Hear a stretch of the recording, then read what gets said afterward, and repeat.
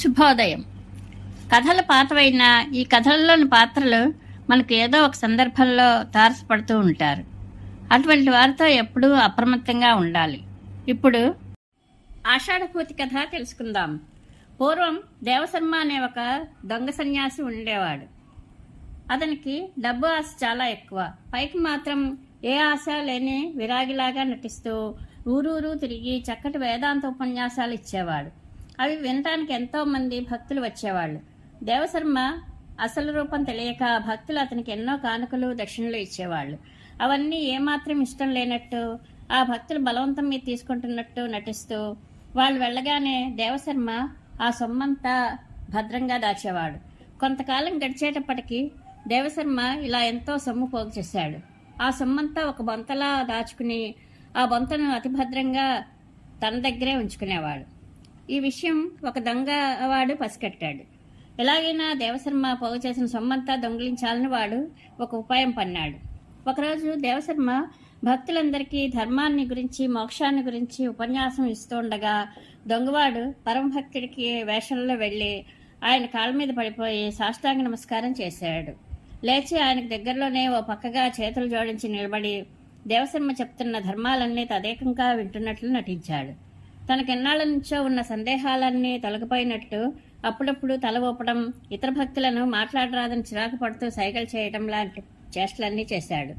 ఉపన్యాసం పూర్తవగానే గురువుగారు చాలా అలసిపోయారు, భోజనం చేయాలి, మీరందరూ ఇక వెళ్ళిపోండి అని ఇతర భక్తులందరినీ పంపేసి ఓ విసనకరతో వీస్తూ దేవశర్మకు శుశ్రూష చేస్తున్నట్లు నటించాడు.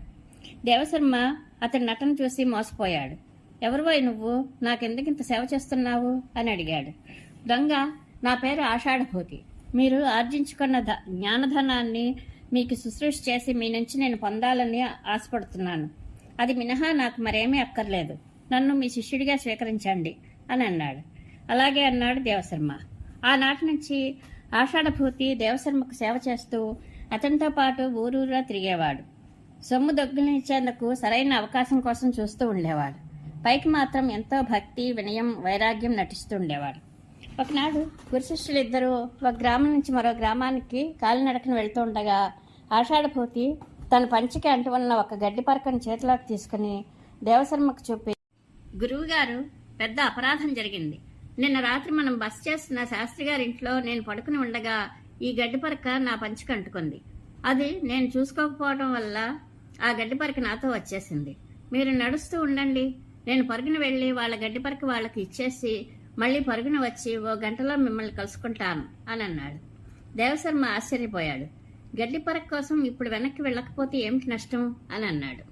ఆషాఢభూతి గంభీరంగా ముఖం పెట్టి, అలా అనకండి గురువుగారు, పరుల సొమ్ము గడ్డి పరకైనా పూచిక పుల్లైనా అది వాళ్లకు చేర్చేదాకా నాకు మనసులో ఉండదు అంటూ వెనక్కి పరిగెత్తాడు.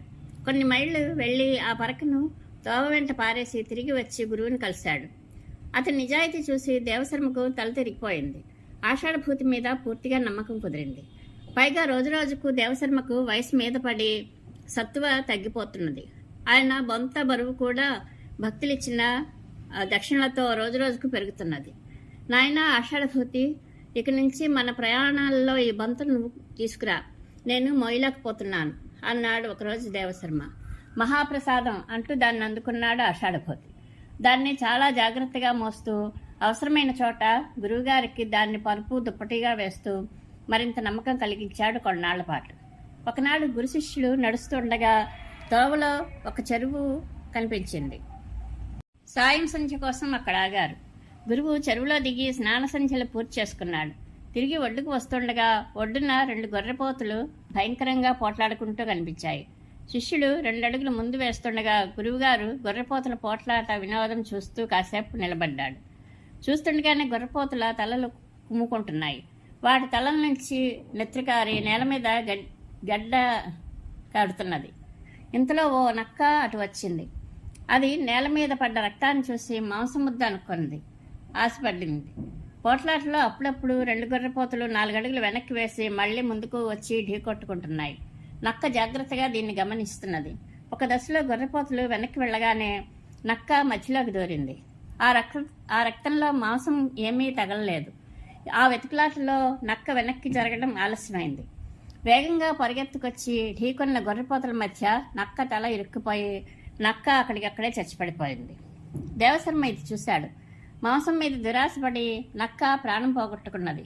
అందుకే దురాశను మించిన దుర్గుణం మరొకటి లేదు అంటారు అనుకుంటూ శిష్యుడి కోసం చూస్తూ ముందుకు సాగాడు. ఏడీ శిష్యుడు కనబడితేనా? దేవశర్మకు గుండె ఆగినంత పనైంది. ఆషాఢభూతి ఆషాఢభూతి అని అరుస్తూ పరిగెత్తాడు. ఇంకెక్కడ ఆషాఢభూతి? అతను బొంతతో సహా ఎప్పుడో ఉడాయించాడు. పిలిచి పిలిచి వెతికి దోవలో వచ్చేపోయే వాళ్ళందరినీ అడిగి దేవశర్మ ఎంత శ్రమపడ్డా ఫలితం లేకపోయింది. శిష్యుడు పారిపోయాడు. డబ్బు ఎగిరిపోయింది. గొర్రెపోతుల పోట్లాటలో ఆ నక్కలాగే ఆషాఢభూతి వల్ల నేను కూడా స్వయంకృతం వల్లే చెడ్డాను అని ఎంతో విచారించాడు దేవశర్మ. దాంతో దమనకుడు చెప్తున్న కథ పూర్తయింది. అయితే ఇంతకీ ఇప్పుడేం చేస్తావు అన్నాడు కరటకుడు. ఇప్పుడు ఏదైనా ఎత్తివేసి ఆ పింగళకుడికి సంజీవకుడికి మధ్య ఉన్న స్నేహం చెడగొట్టాలి, లేకపోతే నా గతి అధోగతే అన్నాడు దమనకుడు. అదెలా సాధ్యం అన్నాడు కరటకుడు. ఉపాయం ఉంటే అన్నీ సాధ్యమే. శరీర బలం వల్ల చేయలేండి బుద్ధి బలంతో సాధించవచ్చు. కాకి పాము కథ విన్నావు కదా? లేదా? అయితే విను అంటూ మరో కథ ఎత్తుకున్నాడు దమనకుడు. ఇది ఆషాఢభూతి కథ. శుభం భూయాత్.